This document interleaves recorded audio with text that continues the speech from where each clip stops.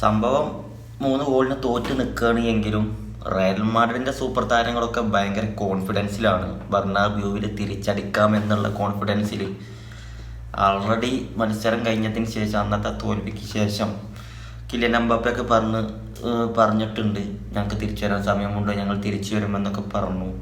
ഇപ്പോൾ ഇതാ ഇൻസ്റ്റഗ്രാമിൽ വിനീഷ്യസ് ജൂനിയറിൻ്റെ പോസ്റ്റ്. അദ്ദേഹം പറഞ്ഞത് ഇങ്ങനെയാണ്: ഞങ്ങൾ അടുത്ത ബുധനാഴ്ചയെക്കുറിച്ച് ആൾറെഡി ചിന്തിച്ച് തുടങ്ങിയിട്ടുണ്ട്.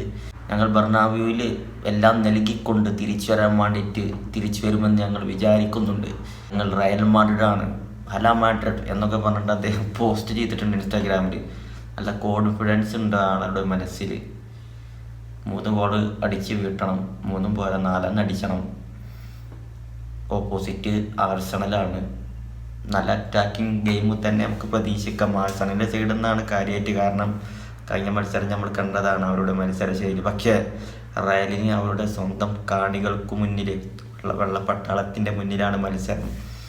അവിടെ വന്നിട്ട് ആർസണലിന് ജയിച്ചു പോകാൻ പറ്റുമോ, അല്ലെങ്കിൽ റയലിന് ഈ ഒരു മത്സരം വിജയിക്കാതിരിക്കാൻ കഴിയുമോ എന്നുള്ളത് എനിക്ക് തോന്നുന്നില്ല. കാരണം റയലിന് എന്തൊക്കെ ചെയ്യാൻ കഴിയുമോ, അല്ലെങ്കിൽ റയലിൻ്റെ സൂപ്പർ താരങ്ങളുണ്ടല്ലോ, മുൻനിര താരങ്ങൾ, അവരെ കൊണ്ടൊക്കെ എന്തൊക്കെ റയലിന് വേണ്ടിയിട്ട് ചെയ്യാൻ കഴിയുമോ അതൊക്കെ വലിയ മത്സരത്തിൽ ചെയ്യും. കാരണം ഒരു അഭിമാനത്തിൻ്റെ പ്രശ്നം കൂടിയാണല്ലോ അല്ലേ. ഏതായാലും നല്ലൊരു മികച്ചൊരു ഗെയിം ബുധനാഴ്ച നമ്മൾ വെയിറ്റ് ചെയ്യാണ്. റയലിൻ്റെ തിരിച്ചുവരവ്, റയലൊക്കെ ഈ ഒരു മത്സരത്തിൽ തിരിച്ചു വന്നാൽ ചരിത്രത്തിൽ ഇടം നേടാവുന്ന ഒരു തിരിച്ചുവരവായിരിക്കും. നല്ലൊരു മികച്ചൊരു ഗെയിം നമുക്ക് കാണാൻ കഴിയും ഈ ഒരു ബുധനാഴ്ച. Arsenal vs Real Madrid.